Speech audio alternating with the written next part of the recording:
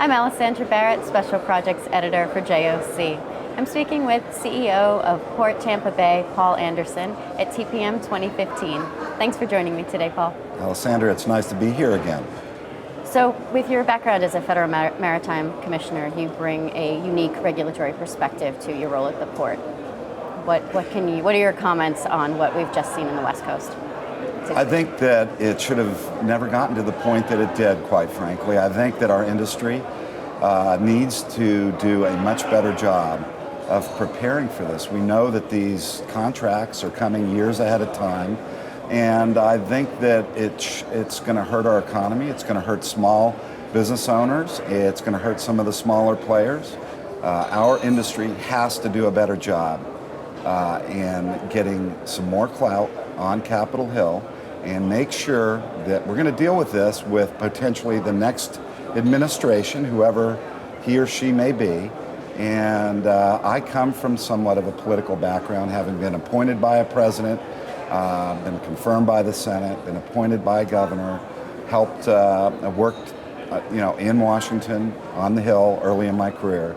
We have to have more influence and step up as an industry.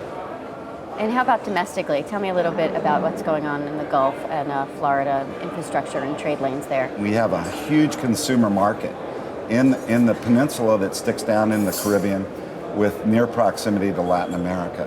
We have a variety of different types of ports, all having different niches, but we do have 4 or 5 very good container ports that are options, and we have them both on the East Coast. We have near Cuba, and we have the Gulf Coast in our case. And in our case, we have an alliance with Houston and Mobile. It's very unique in the global industry where we have 3 ports that are marketing together. And frankly, that's a result of the economics, the market dynamics, that wasn't like we just all came together for a kumbaya moment and said, let's do this together. And you're seeing the same thing in Seattle. I was just talking to Tacoma, John from Tacoma. Same thing, market forces force very interesting alliances in all businesses. We see some real interesting changes as a result of the Panama Canal, and that was a result of the 2002 strike. So here we are, back to the future.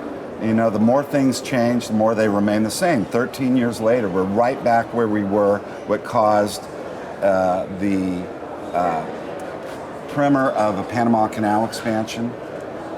Here we are with a strike causing BCOs on a global level to rearrange their deck, so to speak, their logistics routes, look for alternative routes, get more balance. We were at 70% in 2002, West Coast inflow.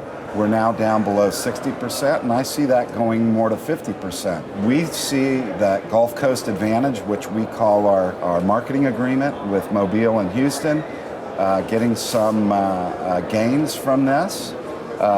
We know there's plenty of cargo growth so that the West Coast is going to recover from this, but I think you're going to see changes. We look to talk to all those customers. Some had made preparations prior to this point.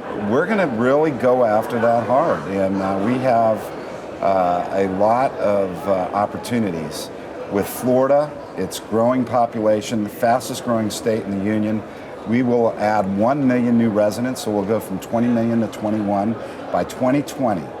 And 2 of every 3 new of those 1 million residents will be in the I-4 corridor, and that's an hour drive in any direction from our port. So we see that as a sweet spot.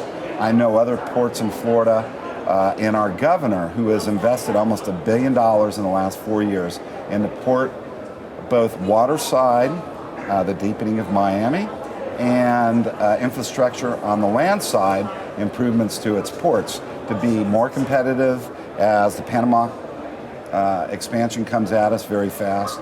We're getting 2 new post-Panamax gantry cranes, half of which were paid for by the state of Florida and approved by the governor. So the investments are being made. We have both an East and Gulf Coast peninsula with 20 million people, 100 million visitors this year, I think. It's an exciting time. And then you throw in the dynamics of this most recent event. And there's clearly going to be some changes taking place. Well, Paul, thanks for taking time. It's always good to hear your outlook on the situation. It's wonderful being here, and I look forward to coming back. I've been speaking with Paul Anderson, CEO of Port Tampa Bay.